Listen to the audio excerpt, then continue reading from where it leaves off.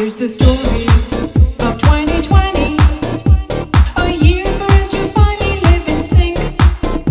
So many things that need our understanding. It's time for us to think. It's the story of fellow humans who were busy with lives of their own, but they thought of bringing us together, and we can watch from home. We can all make this world much better. It's about what we're willing to confront. So sit back and enjoy the conversation of these rainbow warriors called the Queer Bunch. The Queer Bunch, the Queer Bunch. It's a great day to watch the Queer Bunch. Hello and welcome back to the Color Me Red episode of the Queer Bunch. I am your host, Kero Saleib, and today we are talking about something that affects millions worldwide, HIV and AIDS. This conversation is personal to me as a person who's been living with HIV since 2007. It also impacts people at home and many around the world. We are certainly seeing some incredible medical advances and treatments that have been made to provide better health for people living with HIV and long-term AIDS survivors. Along the way, though, we have lost many to AIDS, and this continues today due to many factors. This is why World AIDS Day theme this year is about ending the HIV epidemic, resilience, and impact. Before we get into more depth into this topic today, I want to always do a check-in with my co-host. First, I want to start with Alphonso King Jr. Alphonso, how are you doing? And I want to know from you, how does this episode impact you personally? I'm doing great. Let's see, I just finished recording and producing the PinkPlayMags Awards, which air on World AIDS Day.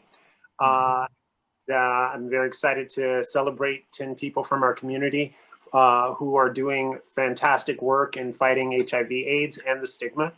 As far as this episode, it is very important to me, not only for World AIDS Day, but for every day, opening the discussion about how we can better people's lives who are living with HIV, and also how we can work towards getting towards zero, because I think that's the goal of no more cases, and how can we get to that point?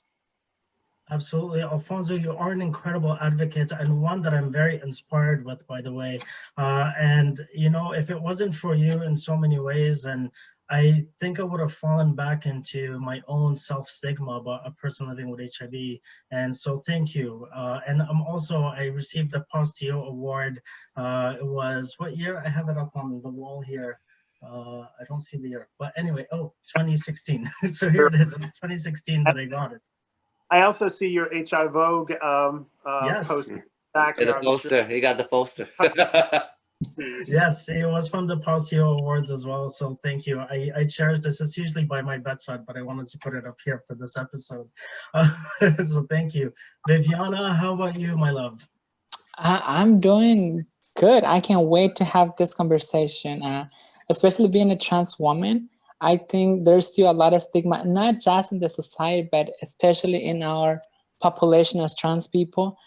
It's very hard to talk about this, and it's very easy to understand why it is hard, especially when we talk about being a trans woman and how it's just easily to affiliate you as being a trans woman, and the first thing they think, oh, she's a trans, she's either a prostitute, which is more likely she has HIV, right? So yeah, I can't wait to have this conversation and talk about this, and in a way of people can actually get familiar with actually what happens. Thank you, Viviana. Thank you so much, Viviana, for this. And you, as you mentioned, as a trans woman, you have such a different understanding of HIV and AIDS, and especially how it affects the trans community firsthand. And I'm so glad that you're speaking up about this. You've been an incredible advocate, and I've been blessed to be able to work with you on so many projects. Now, Ticha, how about you? How does this topic affect you?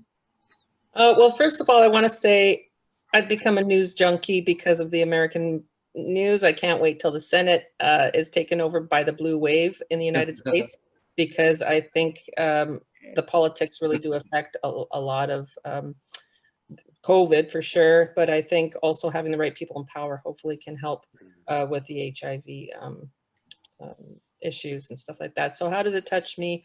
I have friends with it, but I have to say this will, I'm sure, is going to be a great education for me, and to talk to you wonderful, wonderful gentlemen, and also through me as well, hopefully the people who watch this. So I'm hoping we can share this education with many, many people across our viewers. So thank you very much. Thank you, Ticha. And I want to add something, because one of the groups that stood up for gay men during the AIDS epidemic was for pushing for medical and getting cure for HIV was the lesbians. Lesbians were huge advocates for gay men when they couldn't even be buried in places that, you know, and be buried with the respect that they deserve. So I just want to bring that up for all gay men out there living with HIV. Do not shun the lesbians. Love them, because they're there. They've been there from the beginning for us. And I think it's very important to remember that. Now, finally, Antoine. Rumor has it that you just received the Business Leader of the Year award. Congratulations on this amazing award. Thank you. It's very well deserved. And there's a reason why I bring this up also, because I know your business has had an impact on people living with HIV. So what does World AIDS Day mean to you as a business leader? Well, we have a commitment to whatever is happening every year to try to support and showcase the day itself. But I was telling you earlier, not just business, I'm going to talk more on a personal level. I was telling you earlier that as early as my very early 20s in the community, I knew that we have a personal responsibility to educate ourselves on the topic. So from the beginning, I knew that I learned about medications, about my friend when they were positive. I figured out what's their drug regimen, all the things that they should do, to the point that they used to joke and call me an honorary member of the HIV club, because I knew more than they knew about what they should be doing. So that's why I think this episode is personal to me, because I really believe that we need to take personal responsibility with the topic. Absolutely. Thank you so much for this, Antoine. Now, viewers, you are in for a treat with today's discussion, because this time we don't only have two, but we have three incredible guests on the show, and I can't wait to introduce them. So let's get right to it. Our first guest is Matthew Halse. Matthew has been with ViV Healthcare since 2017, where he currently is the Director of Global Public Health. He was previously lead for external engagement with the Canadian team, and prior to joining ViV, he served as Executive Director of AIDS Community Care Montreal, also known as ACCM. Matthew sits on the board of directors for Maison de Rel, an HIV dedicated living facility in Montreal. He holds a PhD in political theory with a dissertation entitled Another Possibility, HIV in the Contemporary Moment. Matthew, we are happy to have you on the show today. How are you doing, and what does World AIDS Day mean to you? You know what? First of all, I'm so thrilled to be here. I'm so thrilled for the invitation. World AIDS Day for me is, there's a reflection component, and there's a paying thanks for as an increasingly less than young gay man to folks who have sort of laid the groundwork and fought the fight since the beginning of the epidemic. But it's always a little bit uncomfortable for me, because there's a widening gap of what is left to be done until we can imagine a world with HIV, and problematically so, it's a lot of the same problems that we have to solve that have been there for the 4 decades of HIV itself. And so while there's a celebration, there's a thankfulness, there's a mourning to World AIDS Day for me, but there's also some frustration at not tackling some of the issues, or not being able to tackle some of the issues that are underlying the epidemic as it continues. Thank you.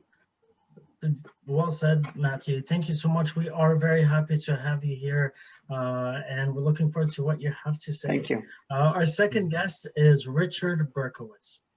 What I have to say about Richard right now, I had to compress it in a short paragraph. So Richard is a gay American author and activist, best known as an early advocate of safe sex in response to the AIDS crisis among gay men in the 1980s. As a matter of fact, the award-winning 2008 documentary Sex Positive, directed by Daryl Wynn, is about his life and activities. I highly recommend watching it.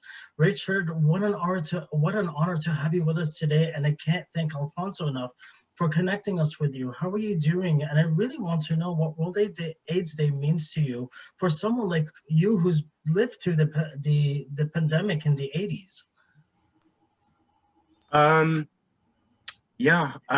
Ever since COVID exploded, I started getting written about in there was a really great article about harm reduction in the age of COVID and how it grew out of the harm reduction represented by How to Have Sex in Epidemic, which I wrote with Michael Callan in 1983. It's considered the invention of safe sex in terms of not just telling people what to do, but giving gay men the information so they could make their own journey, their own choice, without having anyone tell them.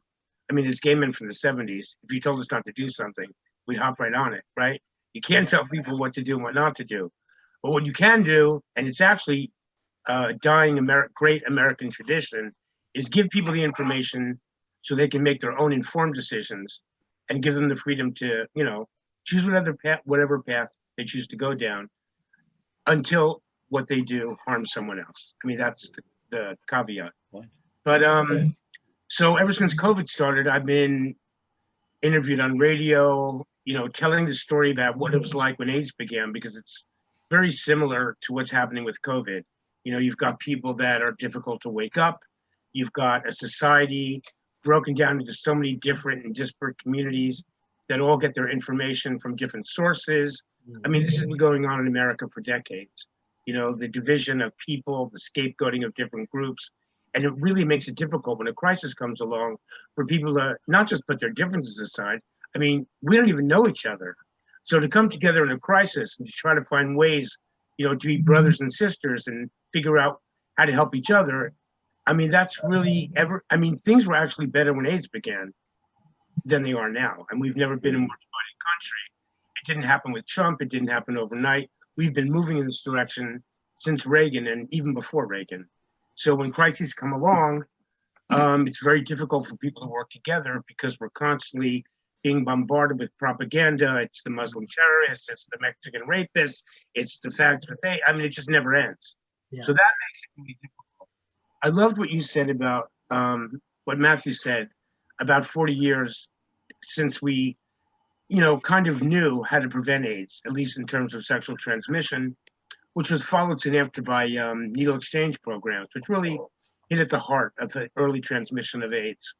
It is really tragic that 40 years later, we are where we are. And we shouldn't really beat each other up as activists if this is still going on. I can't really speak for Canada, but I can speak about America because I fucking read everything. And I don't mean cable news. I mean books. I'm from the age of books.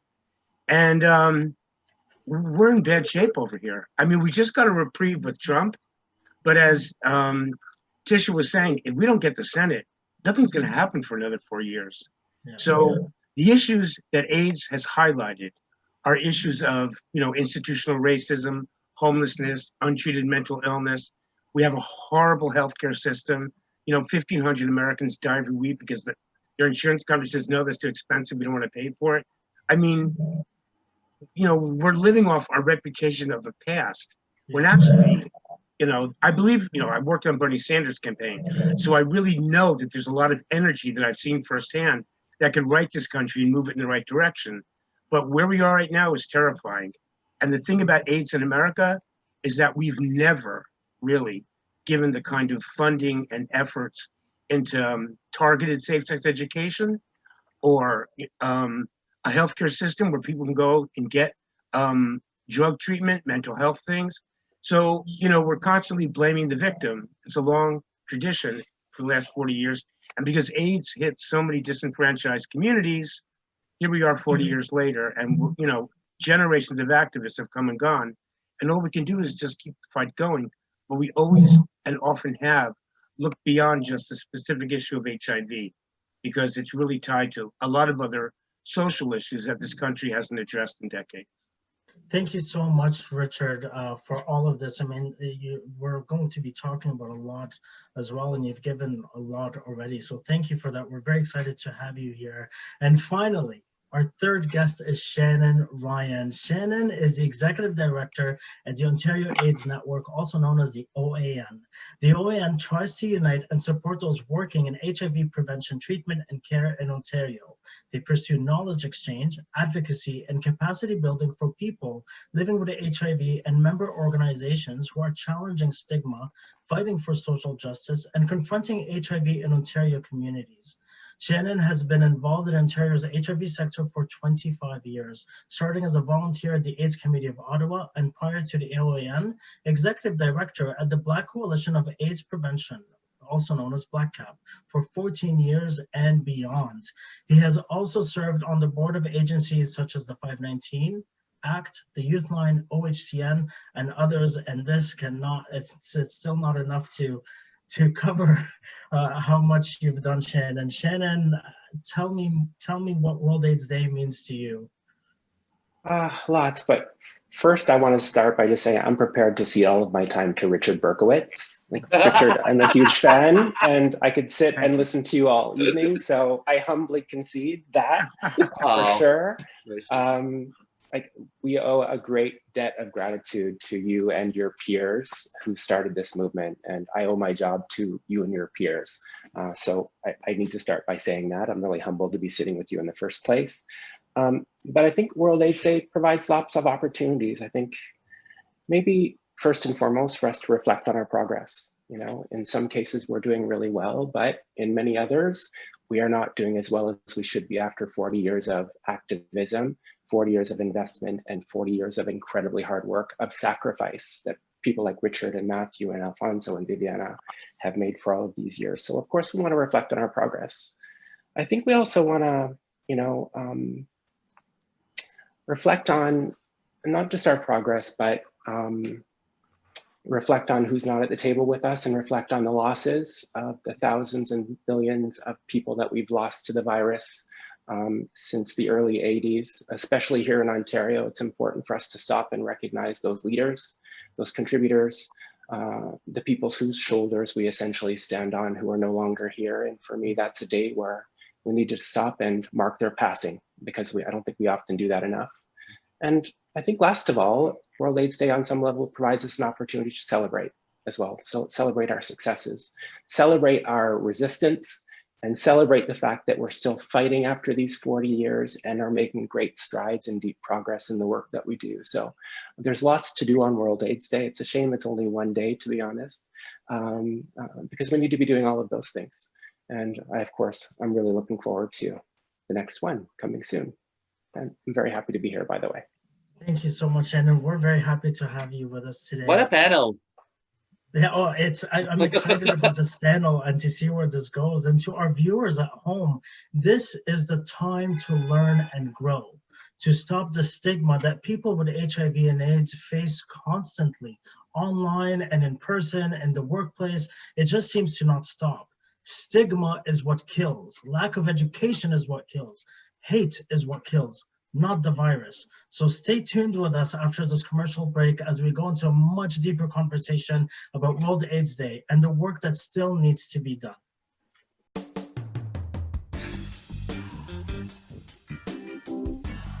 I'm making sanitizer sensual. I can have sex with my own husband. What? I'm doing a nightly review for the Gardner Construction Boys. I am flattening that curve, honey. Ugh, tighter. Oh, tighter. Ugh.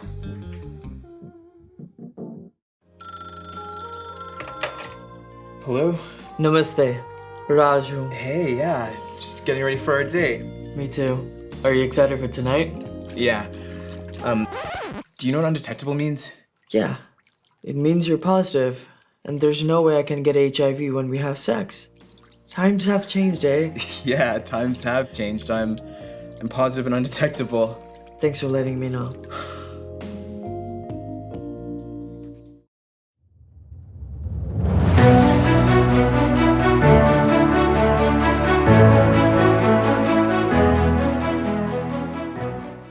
Welcome back, folks.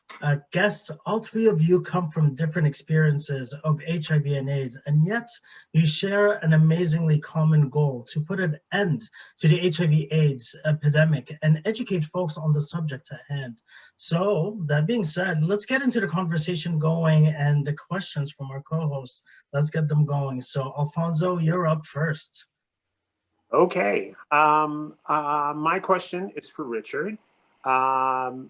Basically, I mean, you know, you've lived through the beginning of the pandemic of HIV and AIDS, and now we're here with COVID, and, you know, it looks like we have some vaccines that are coming.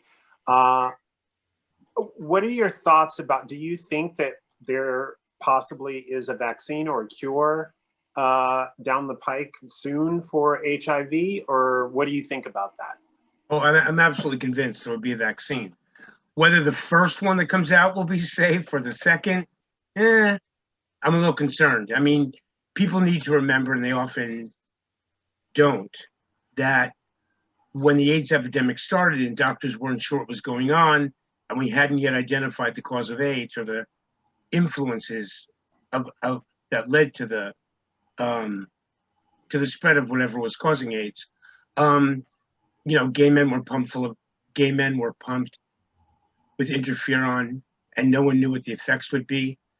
I have one doctor I recorded who said because it's so difficult to find patient populations to test uncertain drugs on, that when gay men died in the study, they were just erased as if they'd never been in it. So, you know, dangerous things happen out of public view. And, you know, there is a lot of literature people can read.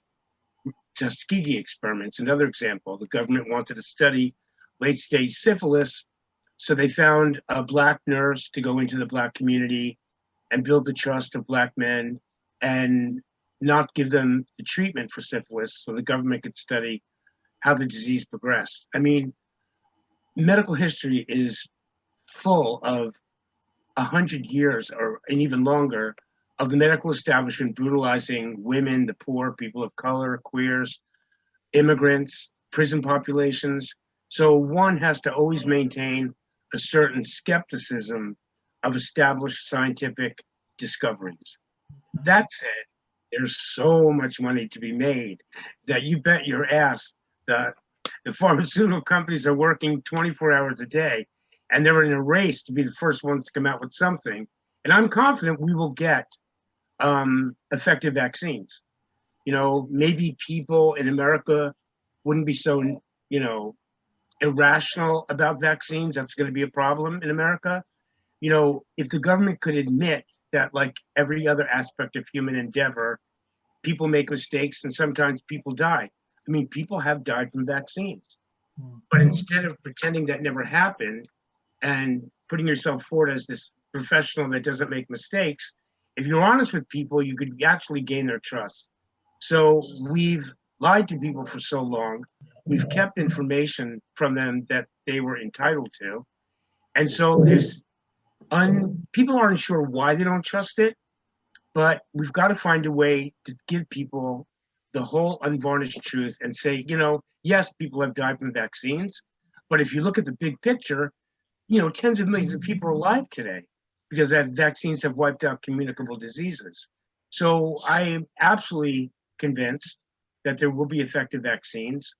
I'm not going to be the first online to go offer myself, but I'm going to protect myself diligently and wait until there's evidence that something that they have to offer is safe and effective, and then I absolutely will go get the vaccine. But there's so much money to be made in this. You can bet your bottom dollar that we will have something, I'm sure, in the next year. But wouldn't you? What HIV was, it took a couple of years, you know, just to identify the virus. But by the time that happened, you know, so many gay men were pumped full of high-dose AZT. My best friend ever, you know, died from AZT. And the pharmaceutical companies got together with the activists, and, you know, people were so desperate because there was no hope. And all throughout the 80s, there was no hope. I mean, it was a death sentence. And no one knew what the right dose was, you know, and My friend was taking 1,200 milligrams of AZT, and the correct dose is 600, and even 300, is just as effective as 6, I hear. But I mean, there are dangers to rushing into treatments when there isn't a history of, long-term side effects of drugs. Vaccines, I think, are a little different. I think if there's a problem with the vaccine, you'll find out much sooner than the long-term effects of toxic drugs and what the right dose is. But, AIDS history should make us very wary of jumping onto anything that established science and pharmaceutical companies put on the market. Alfonso, you have something to say? Yeah, well, to kind of add on to what he was talking about, one, you're talking about the AZT. AZT was the reason that I did not go on meds back when I found out back in 1990. Yeah.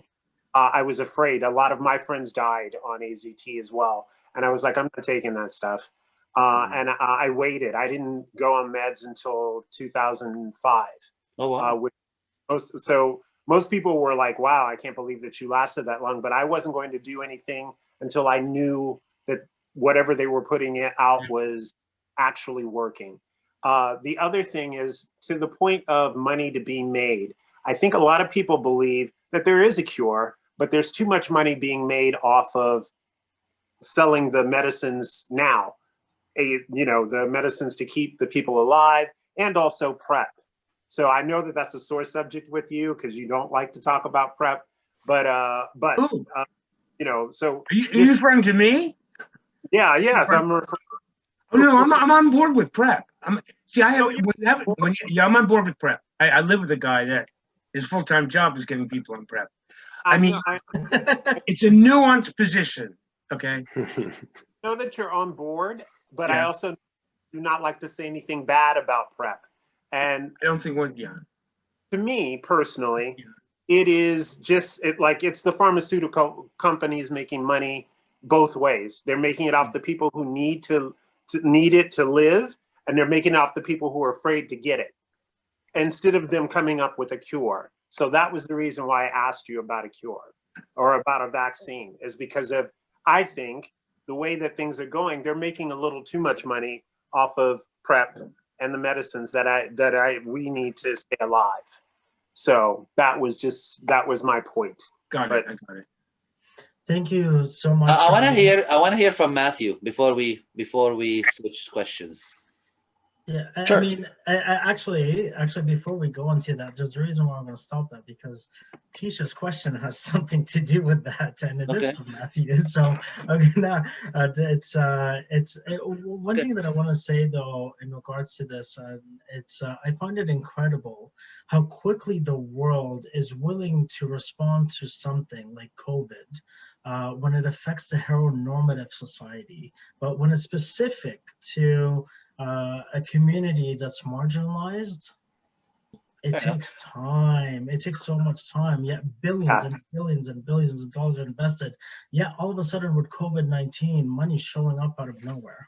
So I find that very interesting. I just want to saying in regards to that. So COVID affects the economy.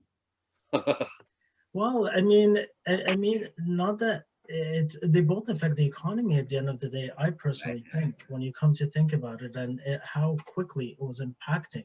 It was impacting in the 80s, and if we take a look at Africa, it wasn't known as the gay men's disease, and it was affecting a lot of people then. So, it's again marginalized groups. Black people in Africa were highly affected by HIV and AIDS, and all of a sudden it became a North American thing and everyone knew about it, right? So I find that very, very interesting as well, based on my experience when I lived in Africa and what I lived there.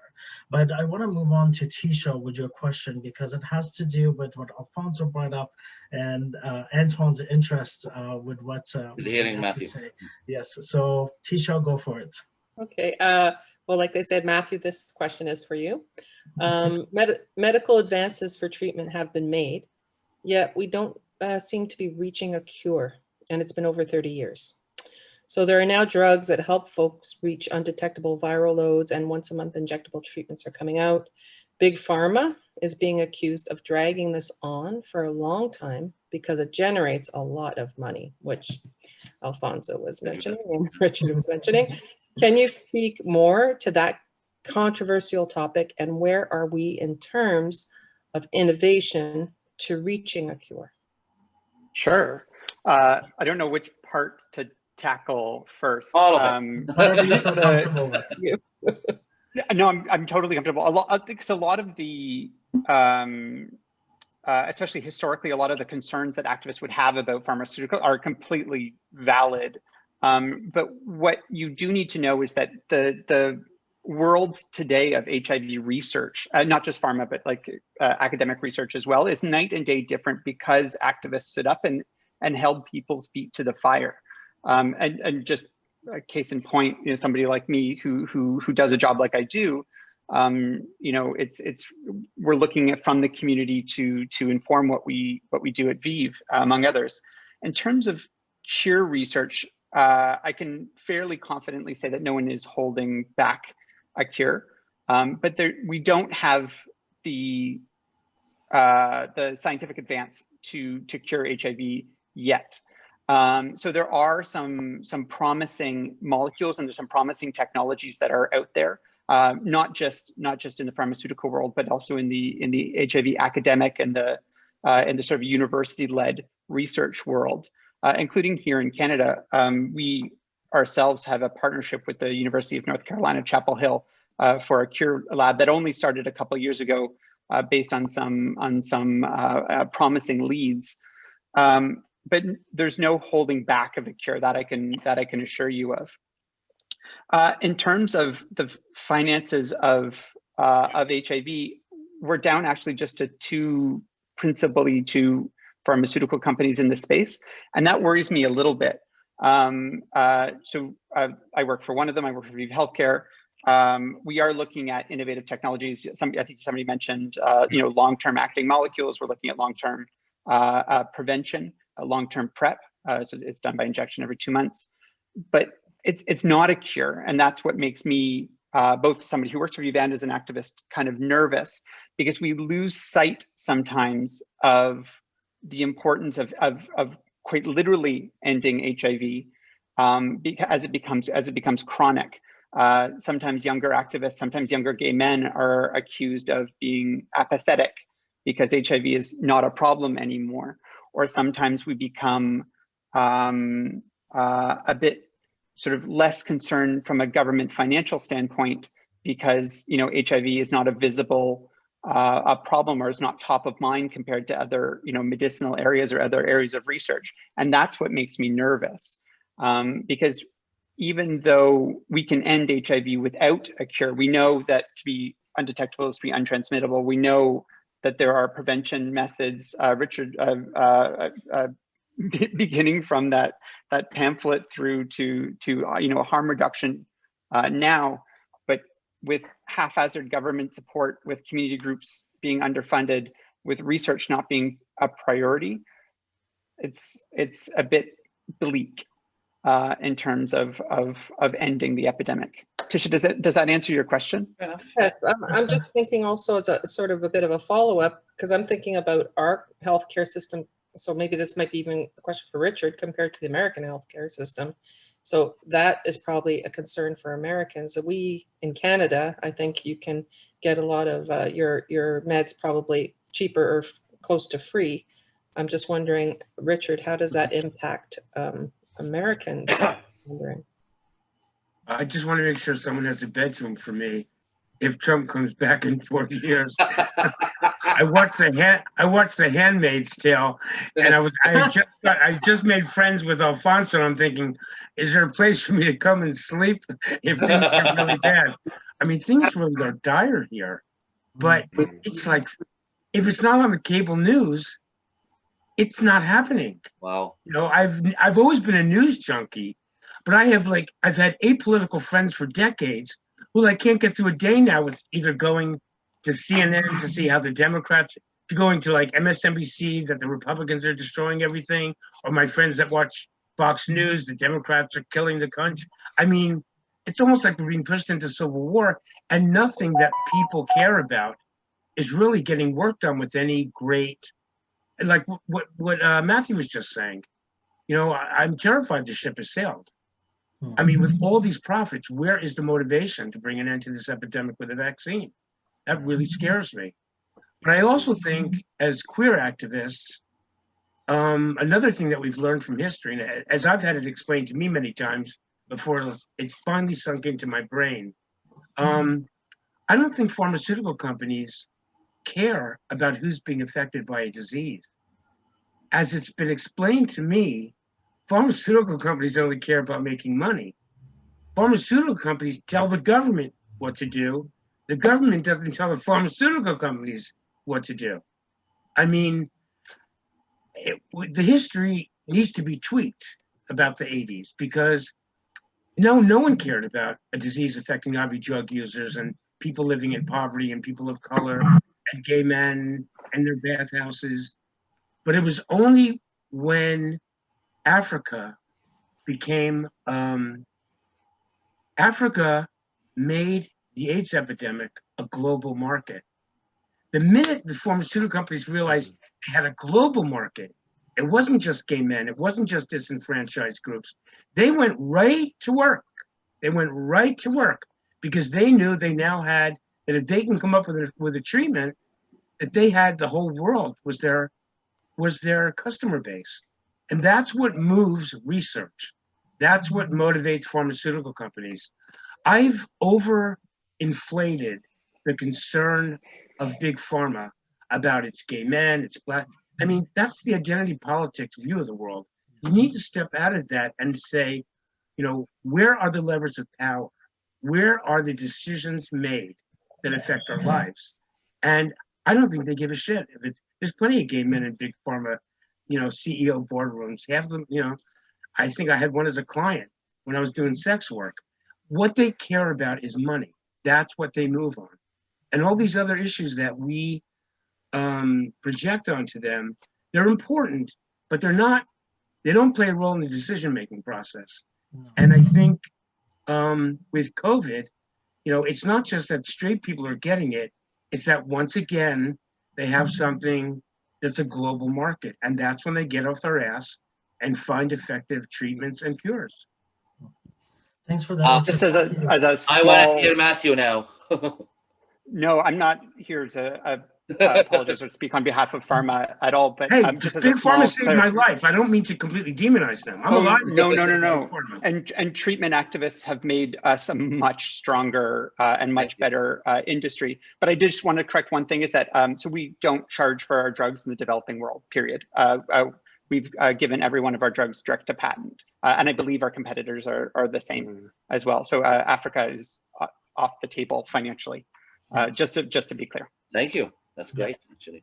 Yeah. But why is it that medication, Matthew, that maybe you could help answer, why is HIV medication so expensive?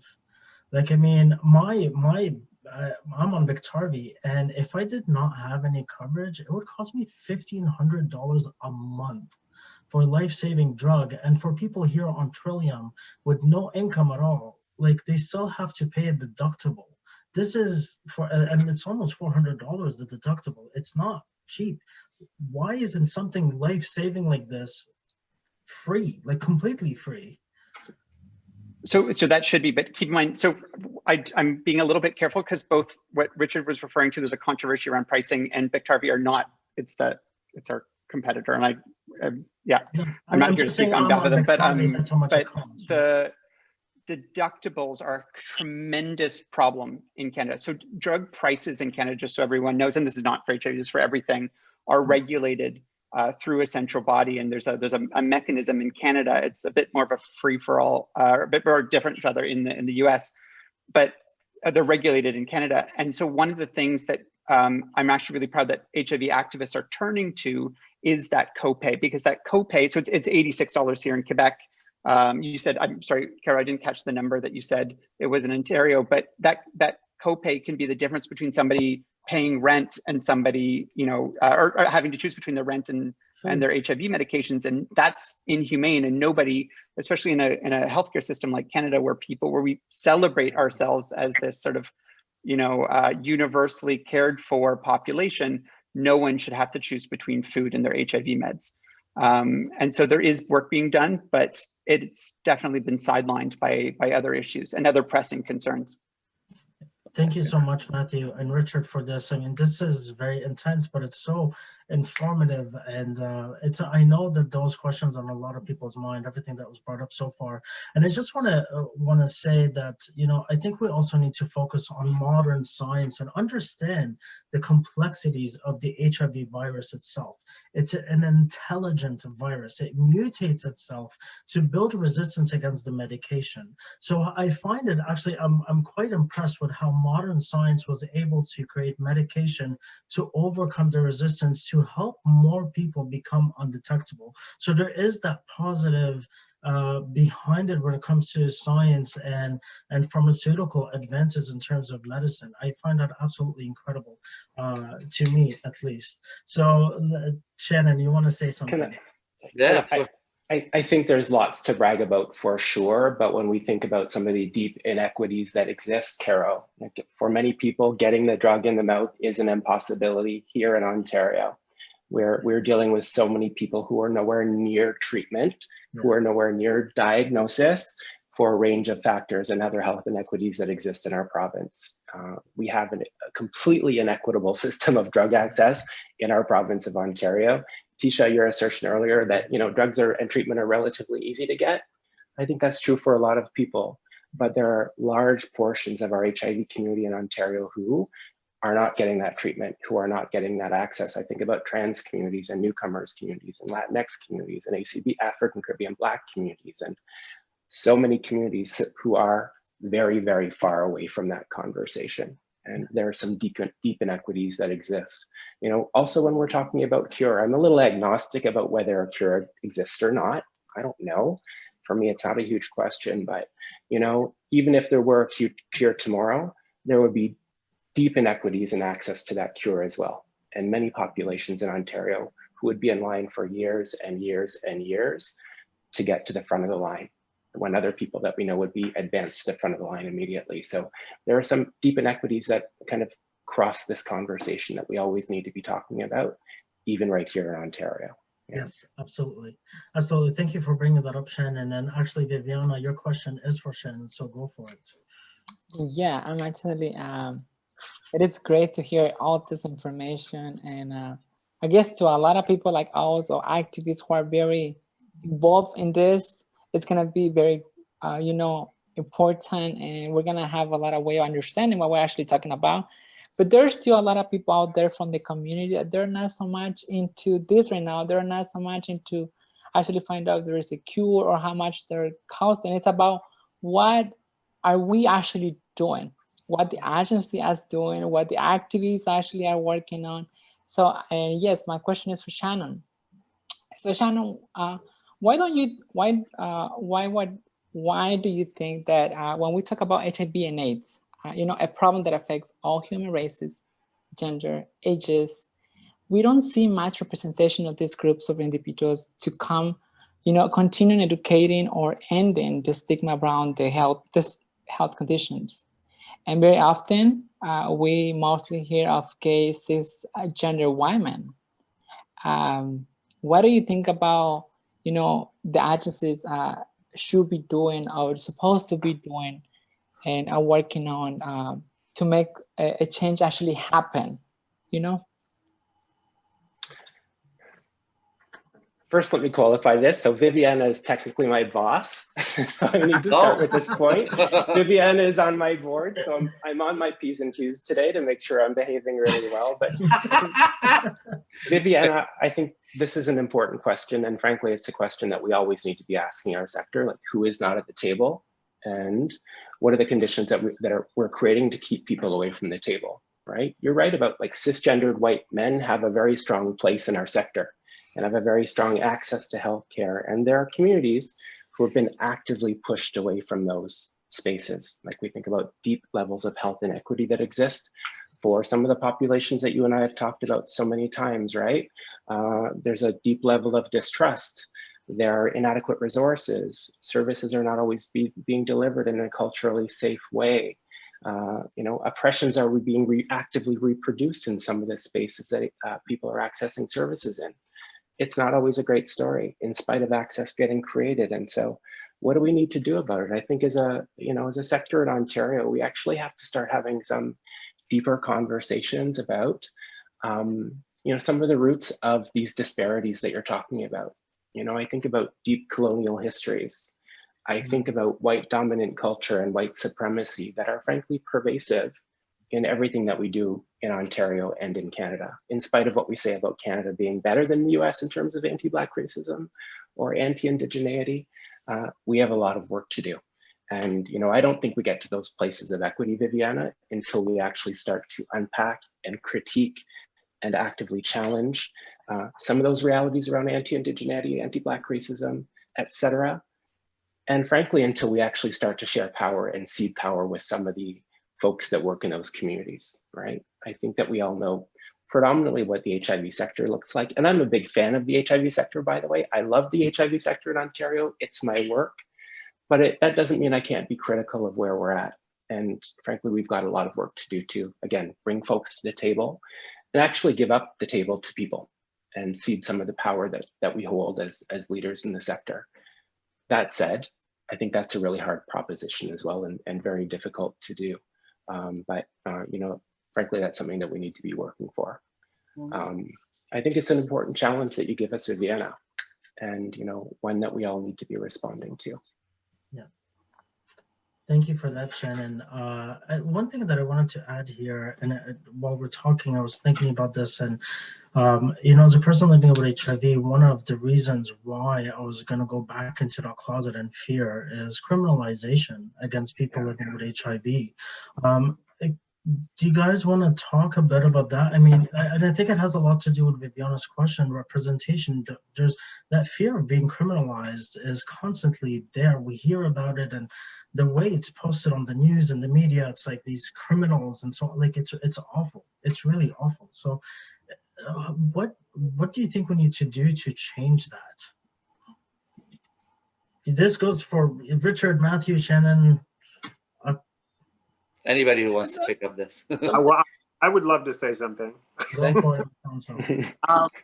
Well, I mean, for me, what I try and promote with all of my events and all of the things that I do is people being out about their status. We cannot change the laws. We can't do anything until we get rid of the stigma. And in order to get rid of the stigma, we have to be out about our status. So people who are hiding and, oh, I can't tell because of, I don't want this person to know, or I don't want my family to know, or whatever. When we normalize HIV, AIDS, then that changes the conversation and it makes people have to look at it differently and also realize that we're human beings, we're living lives, we're doing, and we're doing the things we're supposed to do.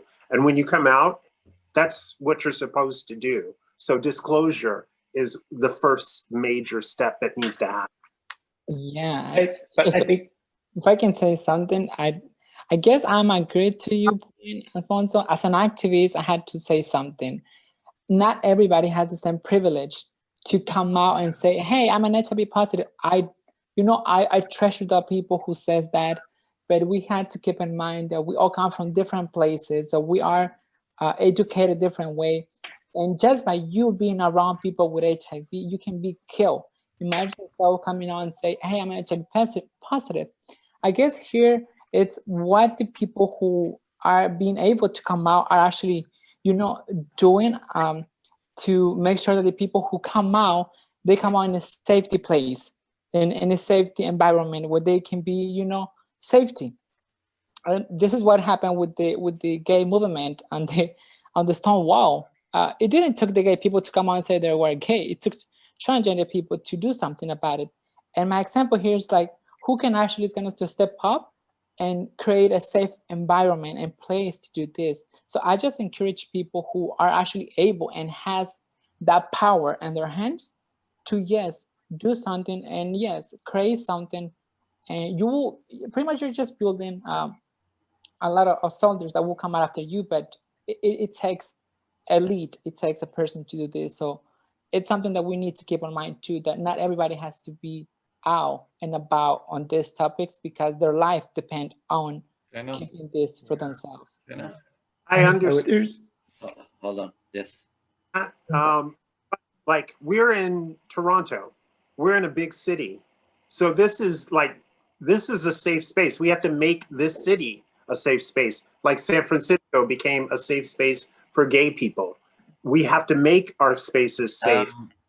People who live in other places who might be in danger, they can migrate to those places and be safe and find a way to be healthy and safe about their status. Alfonso, the problem though is there's a lot of races and families and backgrounds where your family would take care of killing you if they discover that you are HIV positive. So as a Middle Easterner myself, having grown up here, living with HIV, my parents, when they found out, it was not good. It was not safe for me at all. You know, so it's yeah, I understand what you're saying, Alfonso, and I agree that and I respect it, yeah. Safe spaces, and I think it falls in line with what Viviana's saying. You're both there's something resonating there with both of you, and I'm getting what both of you are saying. We need to have more advocates to speak more about their status and so on to make the change, and that will create in order to make it, yeah. Right, so, which we are seeing. There is a lot out there, but it's still a big fight. Shannon, I think you wanted to say something. Yeah, and Matthew wanted to. I think it is important to, you know, ask people to be out about their status as a measure and an approach to address stigma. But, you know, frankly, I work with communities who don't have the time, who can't wait that long, whose lives are in danger today. And to wait for perceptions and attitudes and beliefs about people living with HIV or Black people or Indigenous people to wait, that's an unfair expectation on some level. And, you know, often I think much more kind of proactive approaches are really required. You know, I think about the context of criminalization in Canada, right? And, you know, Canada is the world leader in criminalizing people living with HIV/AIDS by a very wide margin. Who is most often criminalized among that population of all people who are living with HIV who are criminalized? Black straight men, right? And that is not by accident. This tells us something about the structural power that exists, the structural inequities that exist in our system. And I think it's also about, I agree, Alfonso, being out is really important, but we also have to really actively challenge those power structures and actively advocate as a sector. You know, we've had some great successes and victories. I think about the work of the HIV/AIDS Legal Clinic in Ontario and the legal network, the Canadian HIV/AIDS Legal Network. Richard and Ryan, two of our great leaders on the issue of criminalization who have actively advocated around this.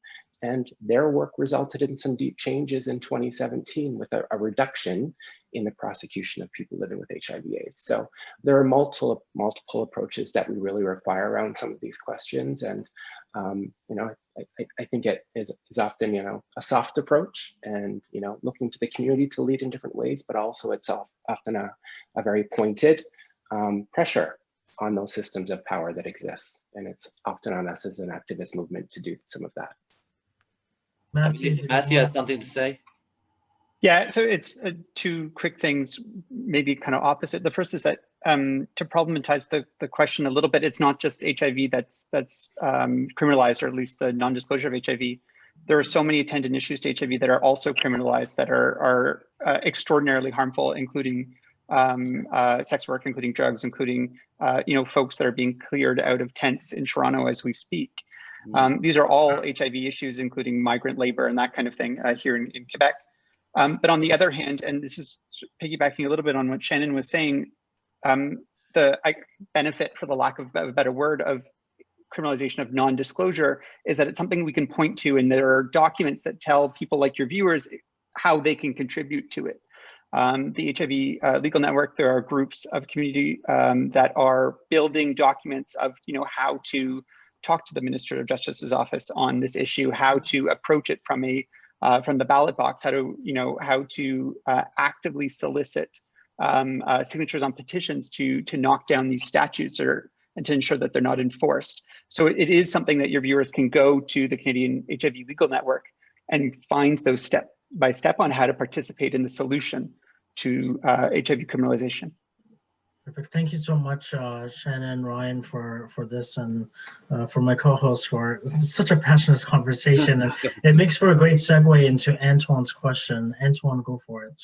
It's you guys answered a lot about the stigma, but I think I more want to talk about the stigma within our community. Where have we gone wrong? A couple of days ago, I was looking at the group Gay Toronto, and this young man introducing himself, I guess looking for a hookup or a connection, and describing, his hobbies, whatever. And then when he went to clean, that's when I want to usually throw up, because I still don't understand how 40 years later, whatever, we still have not educated people enough of how harmful that word is to somebody who's reading this, and all of a sudden it just screws up their whole day, kind of thing. Not only their whole day, think that. Well, more than that, yes, absolutely, more than that. I just think it's. I mean, if anybody's watching and they've ever said that word, I really hope that you realize the kind of harm and the kind of hurt that you do when you actually say that. Richard, in terms of stigma from your side, I mean, you've seen the evolution of HIV/AIDS and how things go within the community. What can you give in terms of advice on stigma, and how much has changed? Has it gotten better? Are we getting better, or are we not? I don't really know. I mean, I don't know where we are. I don't know how to measure things like that. I mean, every time I pick up an AIDS publication, there's always an article about stigma, and I hear people talking about how it played a role in them getting infected. I'm a different breed. I mean, coming out in the 1970s publicly was revolutionary. I mean, to be among the first wave or the second wave of gay men who came out at school, to their family, at work, in the streets. I mean, once you come out and say, I'm a cocksucking faggot, it's like there is no more stigma left to write about. I mean, but every generation is a product of different cultural influences and deals with it in a different way. To be honest, in New York City, I've never seen so many sexually adventurous heterosexuals and men whose sexual identity I couldn't even figure out for the life of me. I mean, something has really evolved in a good way in terms of this hostility between gay and straight men and things being more fluid. I mean, I don't understand it with AIDS, but what I see in living in New York City, which granted is not representative, is that people are, the old boundaries of gay and straight are really breaking down. I'm talking New York City, have really broken down. And I see enormous, I mean, even I spent a lot of time at protests.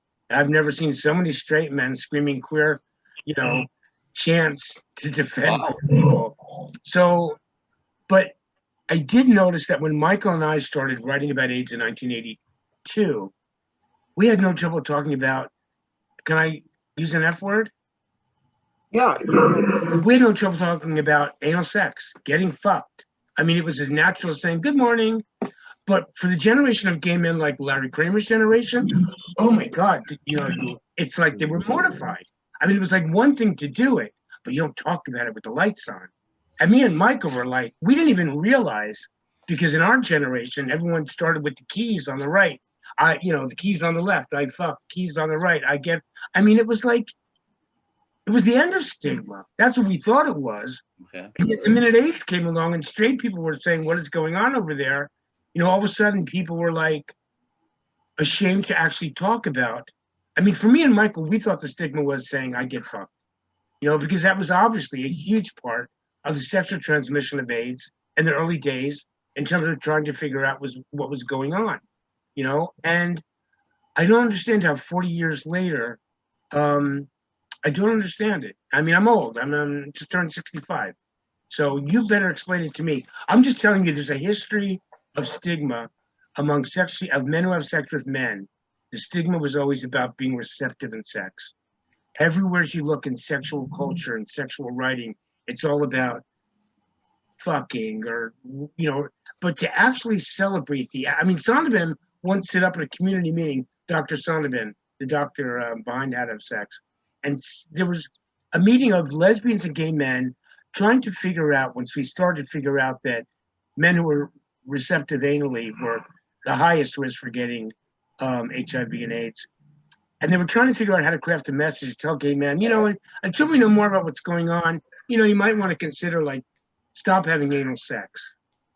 And Santibañez listened to this for a while, and he couldn't take it anymore. So he stood up and he said, you know, the rectum is a sexual organ. It deserves the same respect as a penis and a vagina. And he said to me when he told me the story, he said, they look like they wanted to crawl into their chairs. I mean, we all, maybe not we all, many of us have issues around sexual receptive expressions of sex. And to me, I always hear that in the background when people talk about stigma.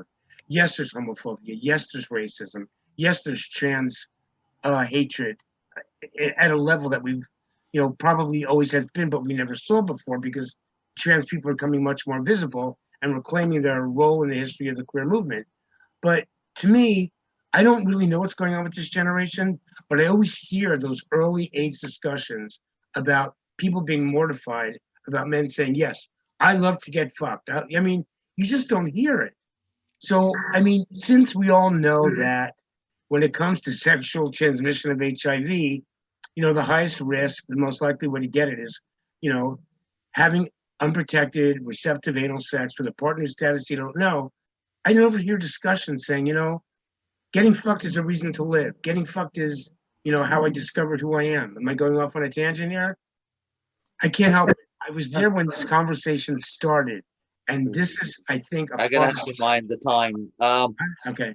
I do want to, well, that actually brings a question to my mind. Is the stigma that we have a stigma that's basically funneling down from the stigma of sex itself?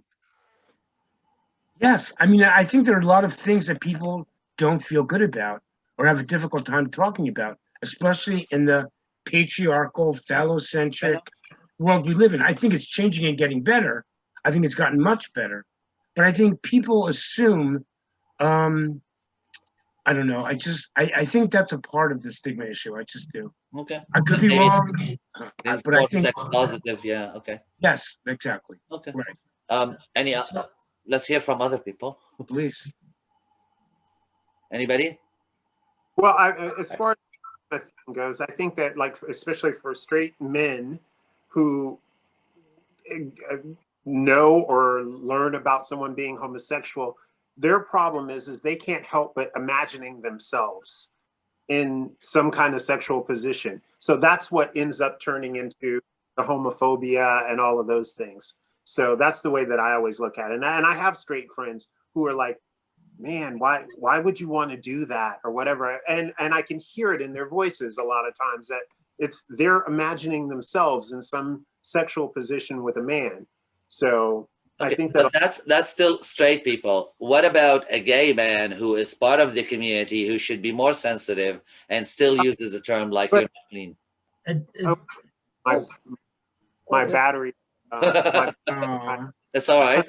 Okay. Well, I think it has to do with for again what he was just saying, the top and bottom role, and the things that straight people think about are the things that are ingrained in gay men as they're being raised, and so they're taught to believe that the bottom is the one who's the lesser. So that, you know, so that's, they're like a woman, so we have to, and that's another horrible thing. Putting women. I'll go down that topic. I was just about to say how much misogyny plays a role there. Thank you. Yeah. Yes. And I think the stigma with HIV in particular, as a person with lived experiences myself, it's when I tell people that I'm HIV positive, they automatically assume that I got it through substance use, PNP, party and play, and being careless, and I was being dirty, and so on, and that's where the problem is. And it's funny, I was having that conversation with Antoine earlier. I used to shame people for living with HIV and AIDS before I got it. I said, you're disgusting, you're careless. I used to think that way until I got it, and I was like, oh shit. right? So I had to educate myself, and I learned that, through my sexual experiences, it made me who I am today. And stigma affected my mental health in such a way that I can't even begin to explain in words. And a lot of people could say that, but the worst is that because of that, it has led so many people to allow themselves to die from HIV and get to AIDS. And that's what my fear when I see a word like this is it pushes people to substance abuse, depression, mental health. It's almost like you're killing somebody when you're making them feel awful about themselves. Yeah, I mean, people think people don't die from AIDS anymore. That is not true. Right. People are still dying from AIDS today, no matter how advanced science is, no matter how advanced the medical advancements and treatments are, because of stigma. I have 2 friends here in Toronto that I have lost. They've allowed themselves to die of AIDS. They'd rather die of AIDS than let anyone know that they have it. When I got it, I almost went to the space, but instead I was empowered. And I believe that everyone here on this panel, we have an opportunity, and our viewers, we have an opportunity to become a voice for those that we lost. And that's what World AIDS Day is about, is remembering those that we lost, but also continuing to give them a voice. What empowered me is what we call long-term AIDS survivors today. And I want to ask a question about long-term AIDS survivor, because they're very often forgotten in the topic of conversation. We remember the ones that passed, but there are still some around today that have survived. And Alphonso, Richard, and and this is something that's so important to remember and not forget, our long-term survivors. And I feel that the system is starting to fail them. When they start being put into an old age home, they're forgotten and not cared about. The agencies are failing them as well. The pharmaceutical companies, a lot of the ad are targeting the younger populations and forgetting about the older populations, which have higher chance of having resistance against medication and so on. We're not taught to have these conversations. Okay. What can we do to be better at this for long-term AIDS survivors who have made the leaders that we are today? Yeah, I mean, not me, I have a big mouth, so I'm okay. But I mean, there are a lot of more, the problem with long-term HIV survivors is that most of their peers died, and you end up alone, and it's really difficult, the male conditioning about asking for help. And then the whole thing about ageism, and then having HIV, it's like there's all these different things that weigh on your self-esteem and make it really difficult to ask for help. I mean, we're kind of inundated with messages telling us that we don't deserve help. We don't like people, we blame people for getting old. We blame people for getting HIV. I mean, there's all these issues that can weigh you down as you age. But there are organizations like SAGE. There are organizations that make themselves known and reach out to aging queer populations, and always have a message to be inclusive with people who have HIV and frankly other health problems. Mental health problems, addiction problems. I did want to address one thing that you were saying. I think that I said before that I should have added.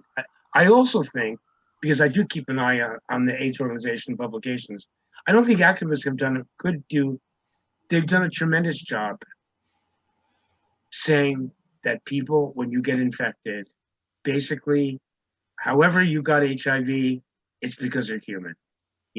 We lose control. We're pressured. We live in countries where there's not great sexual education. We have religious background. I mean, there are so many factors working against you. But if you come to where there are resources, HIV resources, AIDS resources, organizations, community centers, I mean, the message is always out there as best as one can send it. That, you got it because you're human. And we all make mistakes, and we all lose control, and we all aren't, blessed with the advantages of a great education or a great support network or a family that loves us unconditionally. And that I really commend activists for constantly putting that message out there, that there's no one to blame. You shouldn't feel ashamed. Thank you for that, Richard. I want to go back to something you said about an organization called SAGE, which just sounds fantastic. Shannon, you know, in terms of long-term AIDS survivors, I'm hearing a lot from other organizations and frontline workers like myself that we don't have anything like that for long-term AIDS survivors and so can you talk a little bit more about that within the Canadian or Ontario? Yeah, for sure. I think there are some deep gaps for sure that exist among aging populations of people that are living with HIV/AIDS. And I think many organizations have not kind of kept up. I think there are certainly elements of ageism there. But I also think about kind of funder structures as well, and kind of funding what is sexy today and funding what is important today. And, you know, again, who holds the power and who determines what gets funded. There are elements of ageism there, and an element of kind of, you know, disposability of these populations at some point as well, where, you know, people who are aging are obviously not prioritized, right? I think the other thing I'd say though is that, you know, Ontario's HIV sector is incredibly stretched and under-resourced, right? And I think many agencies struggle to keep their doors open. Many agencies struggle to deal with what is immediately in front of them, right? New diagnoses often, and there often aren't resources to kind of build out these other programs and supports that are required for aging people that are living with HIV, for instance. I think it's really a challenging prospect. As I said, I'm a huge fan of Ontario's HIV sector, but the list of things, and you know this, Kero, working in a frontline ASO, the list of things for those agencies to do is incredibly long, and resources and manpower, person power, I should say, incredibly short, right? And so not every community is as cared for as it could be. Not every service is as well resourced as it could be. And we need to be having conversations about what a comprehensive response to HIV in Canada looks like. And for me, a lot of that conversation starts with our federal funders and our provincial funders to adequately actually fund the HIV response. And then hopefully, if there are resources, we're then able to adequately support aging populations, and we're able to adequately support emerging populations and everyone else who needs support. It feels like we're often in this process of triage and dealing with the emergencies in front of us and not able to offer fulsome, organic, thoughtful, expansive services and supports that we need to. There are so many issues at play here. Thank you for that, Shannon. Matthew, did you want to say something? Yeah, so it's a little bit of a different spin. I've been thinking also back to Antoine's question on stigma. One of the things that is an under-tapped resource in the HIV movement is that 40 years in, HIV now has a history. And so HIV biographies and films, like they're coming at a mile a minute. Kara, I was thinking when you were mentioning the lesbians, there's a great one came out last year called Eating Fire, the Lesbian Avengers. And there's lots more that have come out. And there's two things that might be a little bit counterproductive to each other there, but I don't know that, given, Shannon, the fires that ASOs are constantly putting out, given the fact that, you know, chasing funding and also just organizational development and things like that, we haven't really necessarily tapped into 40 years of also knowledge of building anti-stigma work, of building sex positive work and that kind of thing. But on the other hand, one of the things that I am wary about a little bit is taking older solutions for newer problems. Younger queers, speaking as a young gay man, or it's not so young anymore really, is that, you know, things like economic precarity, forms of you know, working in the world of long-term, you know, the way that you can envision your life from a young person now is completely different. Some of it positive. You mentioned trans visibility.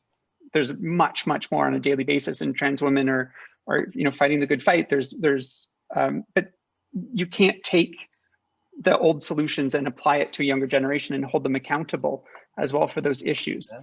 And so from my perspective, where we need to turn to is translating. There's an intergenerational conversation, I think, that is largely missing, which might be, World AIDS Day is a great opportunity for that. It's a great That's really hard to do, because I can tell you for 40 years, there's always a knee-jerk reaction. This is what me and Michael, you know, we were 26 when we wrote How to Have Sex in Epidemic, and we were being attacked by gay men in their 40s and 50s. It's like there's a knee-jerk reaction that because you've been out there and you've been part of this movement for decades, that you have the wisdom to bestow on the younger ones.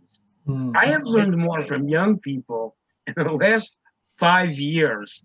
I mean, I have gone and read books that I never even knew were out there that have changed my life in the same way that when I came out and discovered the first, queer bookstores and started reading that there was a history and there were radicals that were doing this work for 100 years. I mean, young people have not all young people, but engaged young people have as much to teach the older generation. It's a two-way street.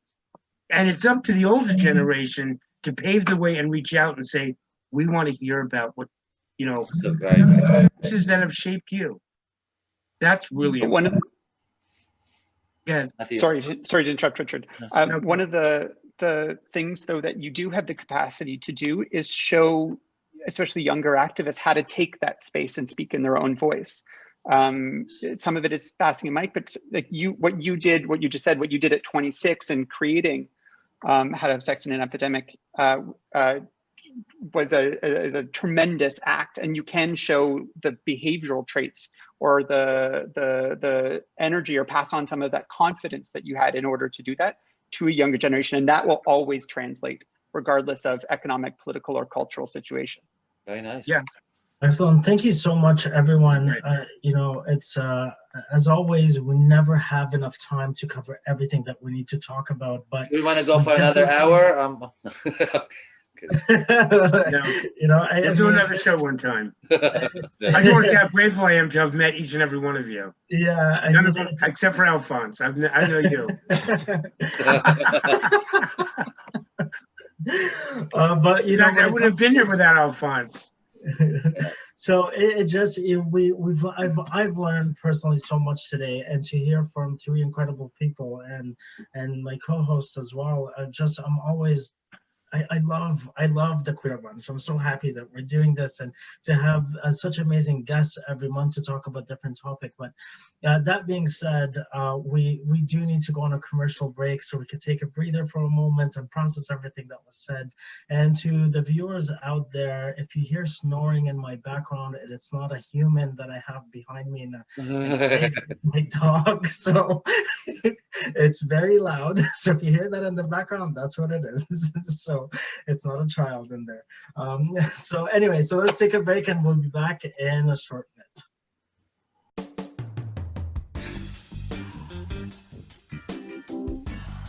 I'm scheduling my post-quarantine hookup itinerary.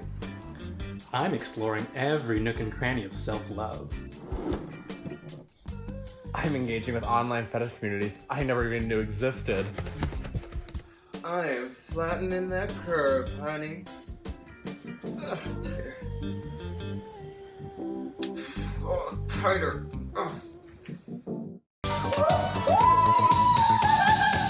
Tyler! I just found out I've got HIV. I don't know what I'm gonna do. I'm scared. Hey, I know you're scared. I've been living with HIV for 25 years. And with treatment today, I'm living a long, healthy life. You can too. Maybe I will be okay.